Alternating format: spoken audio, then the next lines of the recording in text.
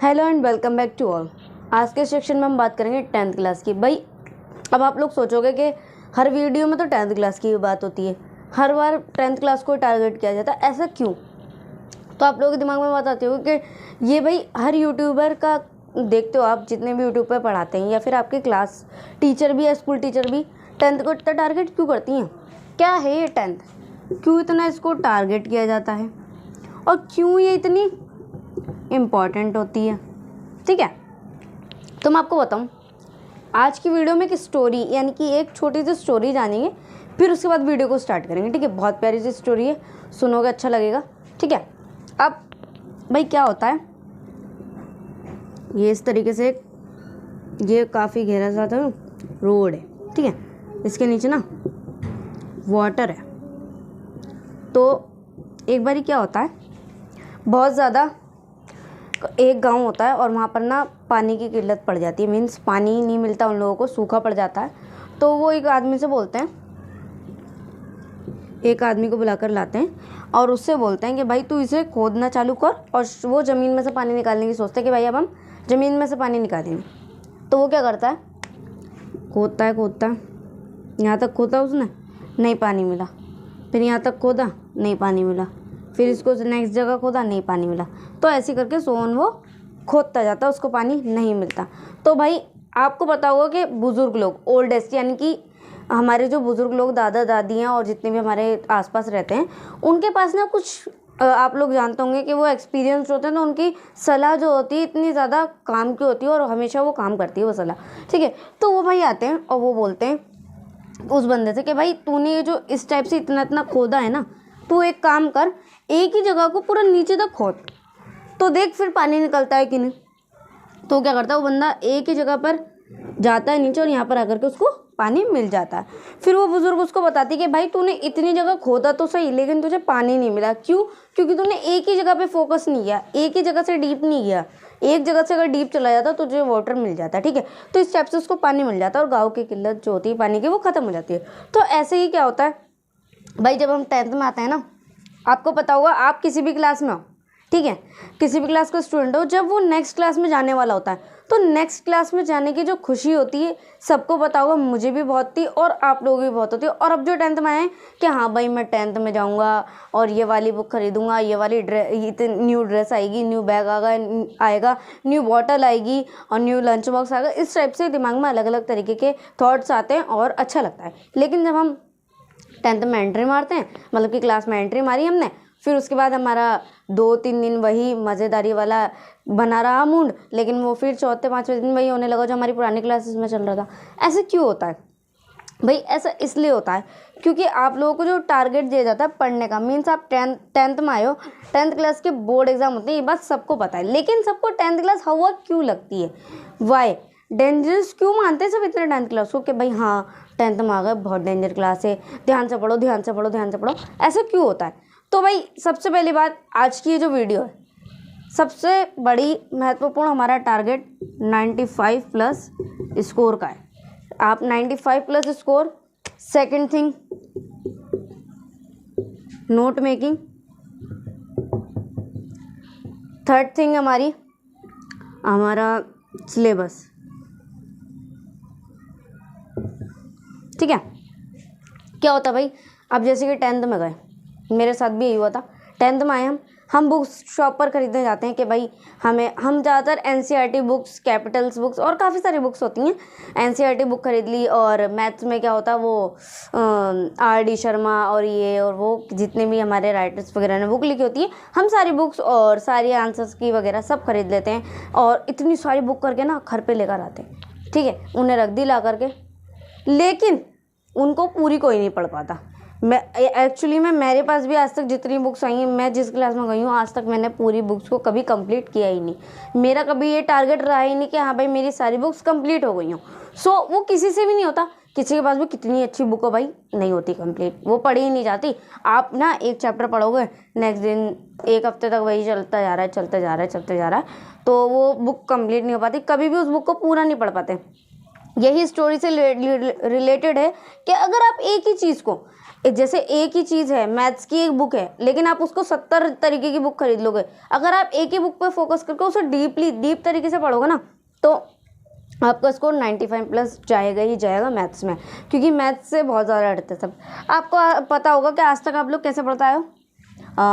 ये आपकी कॉपी, ठीक है, मैडम ने ऊपर चैप्टर का नाम लिखवाया, मान लो साइंस पढ़ लो, ठीक है, चैप्टर का नाम लिखवाया, फिर आपने क्या करा, ये उतारा क्वेश्चन, ठीक है, ये उसका उतारा आंसर, फिर आपने क्वेश्चन और ये फिर आंसर, और फिर 1 पेज 2 3 ऐसे ही 5-6 पेजेस में वो चैप्टर आपका कंप्लीट हो गया। और आपने इस टाइप से क्वेश्चन आंसर्स नोट कर लिए और टीचर ने करवाया, आपने नोट कर लिया। और क्या होता था भाई, आपके एग्जाम्स आते थे, पूरे साल में बैठ के आपने वो क्वेश्चंस नोट किए, और जब एग्जाम आने वाले होते तो उसको लेकर के बैठे, पढ़ा, याद किया और जाकर के पेपर में लिखाते थे और पास भी हो जाते थे। लेकिन अब 10th को आपको ना थोड़ा सा आउट ऑफ क्लास, यानी कि क्लास के बुक्स के बाहर का सोचना होगा, थोड़ी सी बाहर की दुनिया का सोचना होगा। मीन्स बाहर की दुनिया मतलब ये नहीं है कि दुनिया के बारे में, अपने ही बारे में, अपनी पढ़ाई के बारे में। लेकिन आपके पास जो बुक्स हैं उनसे तो पढ़ो, लेकिन क्या होता है कि आपके जो पीछे हमारे जो 10 ईयर्स पेपर्स होते हैं, ठीक है, हमारे पास सैम्पल पेपर्स होते हैं, उनको खंगालना शुरू करो।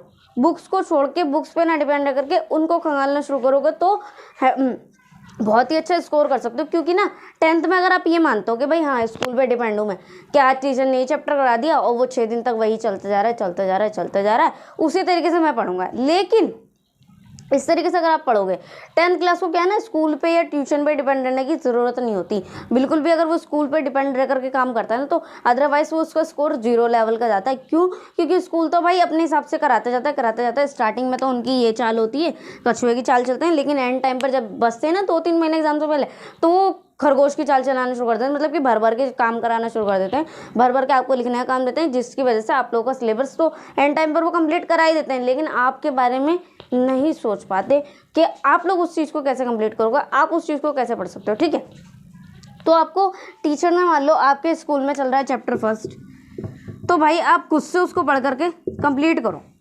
चैप्टर फर्स्ट आपने कंप्लीट कर लिया, सेकंड, अगर स्कूल में फर्स्ट चला तो आपका सेकंड या थर्ड चले, ठीक है, ऐसे टारगेट बना के चलो कि आपको स्कूल और ट्यूशन से आगे चलना है। मीन्स सेल्फ स्टडी इस टाइप की करनी है कि भाई स्कूल में अगर जो चैप्टर हो रहा है ना, और वो जो पढ़ाया जा रहा है, और अगर कोई क्वेश्चन टीचर पूछती है तो आप उसका सबसे पहले खड़े करके जवाब दो। ठीक है, और सेकंड, आपको जो भी पढ़ रहे हो डेली पढ़ने की आदत डालो। ये हो गया आपका एक ग्राफ। ठीक है, आपने ये याद किया, ठीक है, पहले दिन तो हमारा ये ग्राफ ऐसा था कुछ, हमने इतना अच्छा पढ़ा कि पहले दिन भाई 100%, ठीक है, वो जो हम सेल्फ स्टडी कर रहे थे ना, ठीक है, वो नेक्स्ट डे यहाँ आई, फिर यहाँ आई, फिर यहाँ पर, फिर यहाँ पर, और ये बिल्कुल ख़त्म। मीन्स हमारी जो सेल्फ स्टडी का हमने जो रिवीजन की थी, हमने पहले दिन तो इतने अच्छे से करी, बाकी सेल्फ स्टडी आपको पता है, आपको भी पता है कि कितनी करते हैं और मुझे भी पता है कितनी कर सकते हैं। तो फर्स्ट डे तो इतनी अच्छा याद हुआ, इतना अच्छा पढ़ा भाई, बहुत मज़ा आया। नेक्स्ट डे हमारे हमने पढ़ा नहीं या फिर कोई भी रीज़न था, तो हम यहाँ आए, थर्ड डे यहाँ, फोर्थ डे यहाँ, फिफ्थ डे यहाँ, और सिक्स डे ख़त्म, 0 लेवल। मीन्स ऐसा अगर होता है, आप अगर इसको क्या करते हो, आप अगर रिविज़न करने के बाद, ठीक है, तो इस टाइप से अगर करते हो, एक दिन आपने पढ़ा किसी चीज़ को और उस दिन नेक्स्ट डे उसको नहीं रिवाइज़ किया, मान लो अगर नेक्स्ट डे भी नहीं करते हो, ठीक है, आज मैंने अगर एक चैप्टर पढ़ लिया, अगर मैं उसको 3 दिन बाद भी रिवाइज़ करती हूँ ना, तो मेरा वो वापसी जिस लेवल पर था वो उसी लेवल पर पहुँच जाएगा। अगर आप, और आपको पता है आपके स्कूल में टेस्ट और यूटीज़ होते हैं, ठीक है, और आपके प्री बोर्ड भी होते हैं,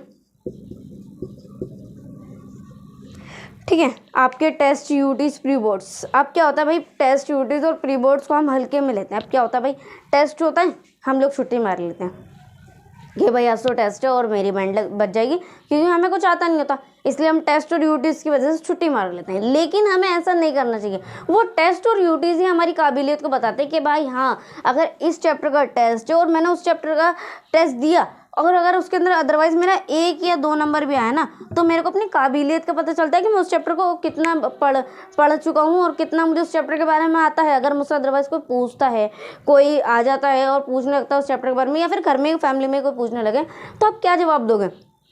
तो इसलिए टेस्ट और यूटीज से मत भागो, पहली बात तो। सेकेंड थिंग, आप लोगों को टेस्ट और यूटीज, और पहले क्या हुआ था, अभी जो 10th गई है, उनको क्या था, उन लोगों ने प्री बोर्ड को हल्के में लिया। प्री बोर्ड को सभी हल्के में लेते हैं, अभी तक सभी हल्के में लेता है, लेकिन क्या हुआ, आप उसको कुछ भी कह सकते हो कि उनके एग्ज़ाम्स कैंसिल कर दिए गए और प्री बोर्ड में जिनका लेवल बिल्कुल डाउन था ना, तो वो भाई हाफ एलिस पर और प्री बोर्ड पर जो पास होंगे तो उनको नंबर्स देना बहुत ज़्यादा टीचर्स के लिए मुश्किल हो रहा है और वो फेल भी हो सकते हैं। एग्ज़ाम्स तो हुए नहीं है बोर्ड के, और वो प्री बोर्ड के बेस पर या फिर असाइनमेंट्स या फिर पूरे साल की परफॉर्मेंस के ऊपर पास किए जाएंगे, तो वो फेल भी हो सकते हैं।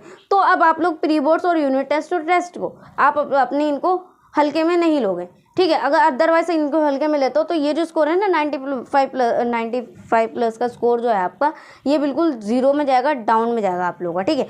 अगर आप लोग इसको करते हो पूरा तरीके से कंप्लीट, ये टेस्ट और प्री बोर्ड और यूटीज़ वगैरह आपके जो भी होते हैं क्लासेस में, इनको बेटर तरीके से लेकर के चलते हो और चैप्टर्स आपके स्कूल में जो चल रहा है उससे आगे की सोच कर चलते हो, मीन्स आगे का सोचते हो, तो आपका स्कोर बहुत अच्छा हो जाएगा, ठीक है। अब सेकंड थिंग आती है हमारी नोट मेकिंग, ठीक है। ये शब्द सुनते ही तो सबके पसीना सब छूटने लगता है। अब आप लोगों को पता है नोट मेकिंग कैसे बनाते हैं? पता है तो बहुत अच्छी बात है, और नहीं पता तो कोई बात नहीं, मैं बताती हूँ नोट्स हम कैसे बनाते हैं। भाई अब मान लो आप साइंस पढ़ रहे हो, ठीक है, और साइंस का चैप्टर फर्स्ट है। अब आपको पता होगा चैप्टर के अंदर ना छोटे छोटे पॉइंट्स दिए हुए होते हैं, ठीक है।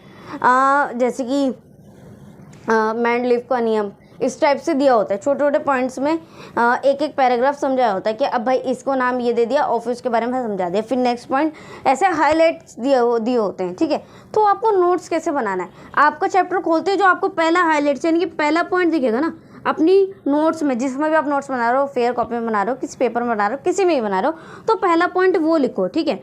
और उसके अंदर टीचर्स कुछ हाईलाइट कराती है और खुद को भी कुछ पॉइंट्स अच्छे लगते हैं, ठीक है, उनको सिर्फ अंडरलाइन ना करके अपनी कॉपी में या फिर अपने नोट्स में लिखते जाओ उन्हें, ठीक है, और फॉर्मूलाज वगैरह लिखते चले जाओ। मैं अभी तो सिर्फ बता रही हूँ मुंह से, फिर मैं आपको प्रैक्टिकली भी करके दिखाऊंगी बाकायदा नोट्स का, और उसको इंस्टाग्राम पर भी अपलोड करूँगी। इंस्टाग्राम की आईडी का लिंक है डिस्क्रिप्शन में, आप वहाँ से जा करके फॉलो कर सकते हो, देख सकते हो, ठीक है।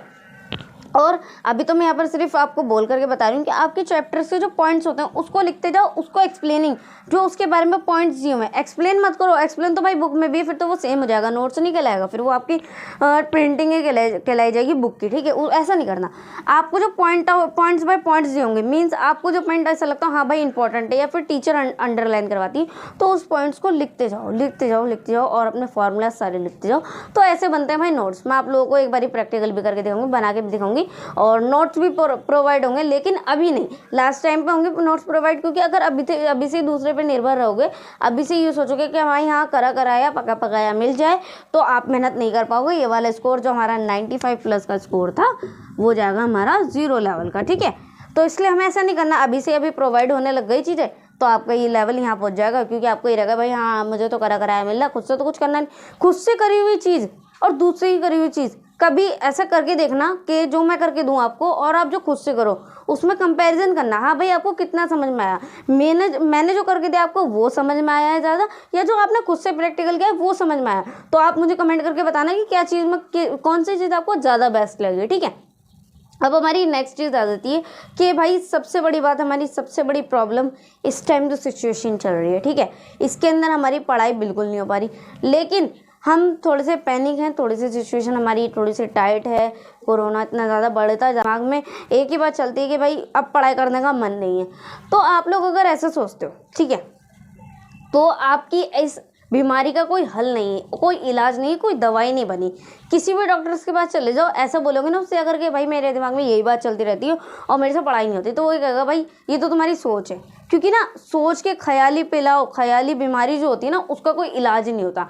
अदरवाइज अगर आपकी कोई ख्याली बीमारी आप खुद से बनाते हो, खुद से उसको डेवलप करते हो, खुद से क्रिएट करते हो ना, तो उसका कोई हल नहीं है, ठीक है। अगर आप पॉजिटिव रह करके अपनी पढ़ाई को इस तरीके से ये सोच करके करो, हाँ भाई नॉर्मल डे से और जैसे स्कूल में हमारी पढ़ाई चल रही थी वैसे ही, तो आप 90 प्लस स्कोर कर सकते हो। अभी स्कूल्स बंद हैं, ट्यूशन्स बंद हैं, सिर्फ आपको पता है आप 2 चीज़ से पढ़ रहे हो, आपके पास 2 ही चीज़ प्रोवाइड है, 2 ही चीज़ अवेलेबल मैं आपको बताती हूँ, अभी वो भी एक्सप्लेन करती हूँ। आपके पास है एक तो मान लीजिए ठीक है, बुक। दूसरी चीज़ क्या है हमारे पास, वीडियोस। ठीक है, या तो आप किसी वीडियोस को देख करके पढ़ रहे हो, ठीक है, किसी वीडियो का लेक्चर सुन रहे हो, किसी वीडियोस को देख करके पढ़ो, अदरवाइज मेरी वीडियोस देख करके पढ़ो तो ये भी एक लेक्चर ही है। ठीक है, और अगर किसी एनसीईआरटी बुक वगैरह हो गई, एनसीईआरटी बुक हो गई या फिर कैपिटल हो गई आपकी, ठीक है, जो भी बुक से अगर जो भी वीडियो से पढ़ रहे हो, ठीक है, अदरवाइज अगर आप बुक से पढ़ रहे हो, ठीक है, बुक से पढ़ रहे हो तो वो एनसीईआरटी की जो बुक है, वो जो लैंग्वेज है थोड़ी सी डिफिकल्ट है, वो आपको समझने में दिक्कत होगी। और वीडियो से पढ़ रहे हो तो वीडियोस एक समझा, आप हम कहते हैं ना, हम खुद से पढ़ रहे हैं तो हमें कम समझ में आ रहा है, और अदरवाइज हमें कोई समझा रहा है तो हमें ज़्यादा समझ में आ रहा है। तो आप वीडियोस से, आपके पास बेस्ट ऑप्शन यहाँ पर है वीडियोस का। यूट्यूब्स पर वीडियोस या फिर लेक्चर्स सुन करके, और आपकी टीचर जो प्रोवाइड कर रही है आपको, वो सुन करके जितना अच्छे स्कोर आप वो कर सकते हो ना, इतना अच्छा आपका बुक से नहीं हो सकता, क्योंकि बुक की लैंग्वेज ना सिर्फ टीचर्स को समझ में आती है और टीचर ही आपको उस बुक से पढ़ा सकती है। तो वीडियोस का अच्छा आपके पास ऑप्शन है। और सेकेंड थिंग आती है आपके पास, एक होता है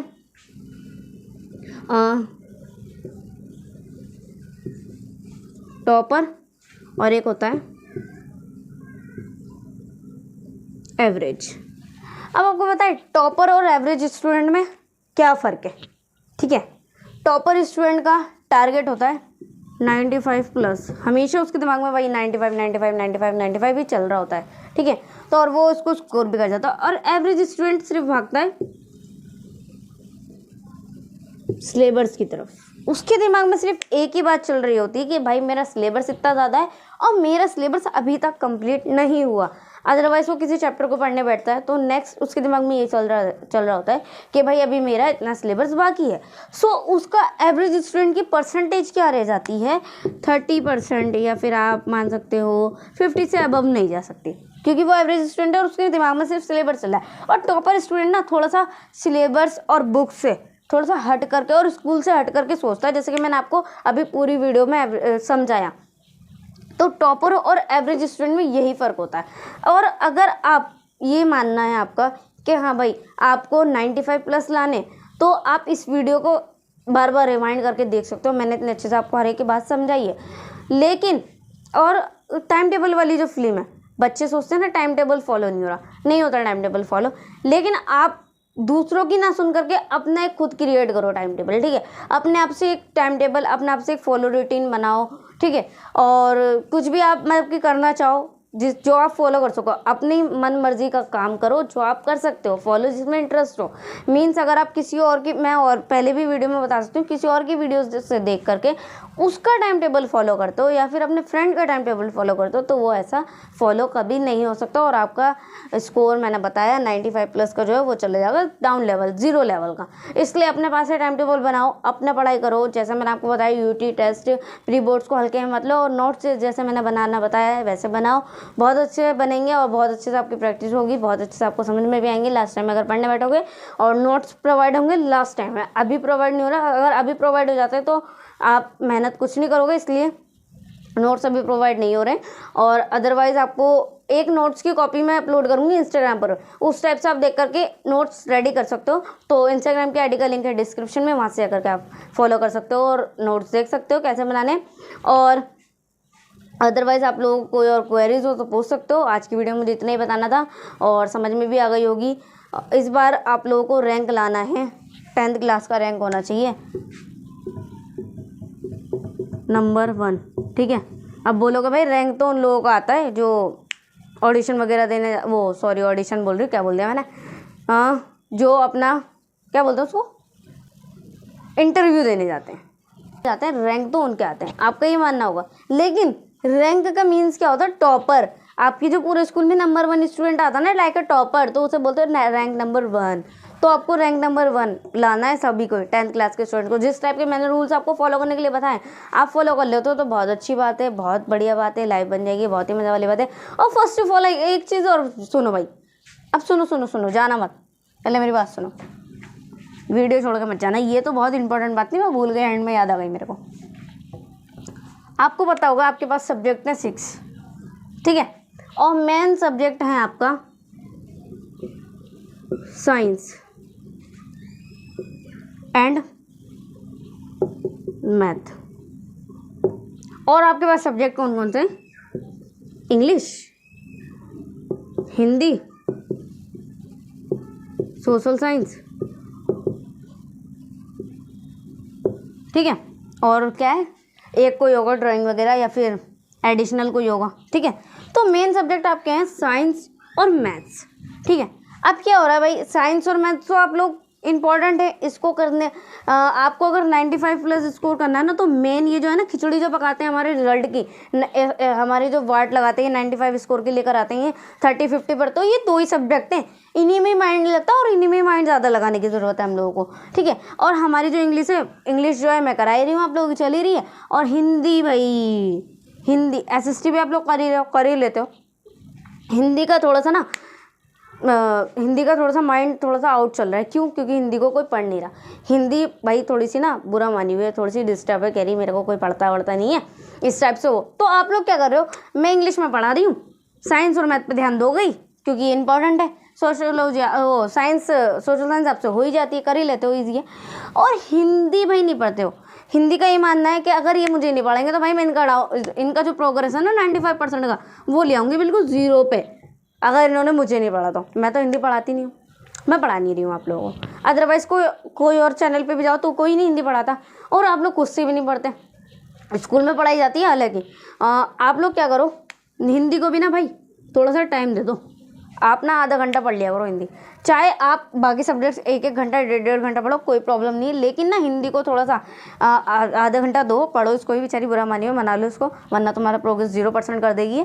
और हम थोड़ा सा ना लास्ट टाइम पे इसको भी देख लेंगे, 30-20% इसको भी देख लेंगे लास्ट में, कोई बात नहीं, तो बुरा नहीं मानेगी। अब देखो थोड़ा सा हंस गई है, मैंने आप लोगों को मनाया ना, तो ये थोड़ा सा हंस गई, कहने लगी चलो भाई आपने इनसे कह दिया बच्चों से, अब ये मुझे पढ़ना शुरू कर देंगे तो इनके प्रोग्रेस 95 चला जाएगा, और अगर इन्होंने नहीं पढ़ा तो 0% कर दूंगी। इसलिए हिंदी पे भी थोड़ा सा ध्यान दो, क्योंकि हिंदी की लैंग्वेज ना शुद्ध होती है थोड़ी सी, इसके व्याकरण जो आती है ना, मेरे को तो समझ में आती नहीं, आप लोगों को आती ही नहीं आती, आपको पता हुआ, तो इसलिए ना हिंदी की शुद्ध लैंग्वेज होती है, तो हिंदी पे थोड़ा सा ध्यान दो, और हिंदी पे थोड़ा सा ध्यान दो। और सोशल साइंस और इंग्लिश पे मैं कर ही रही हूँ आपके लिए, और सोशल साइंस पे आप लोग अपने आप से दे ही लेते हो, क्योंकि सोशल साइंस लाइक हिस्ट्री, तो वो लोग आप वो तो कर ही लेते हो, हिस्ट्री है, ज्योग्राफी है, और क्या इकोनॉमिक्स है, वो तो आप कर ही लेते हो। और साइंस और मैथ्स, इन मेन माजरा इनका है, हमारे मेन फोकस इन पे होना चाहिए, बैंड हमारी, क्योंकि यही बजवाते हैं। मैथ्स तो भाई किसी को समझ में आती नहीं, ठीक है। और साइंस भी आप लोग रूल्स वगैरह इसके अंदर होते हैं, फॉर्मूलाज होते हैं, सॉरी,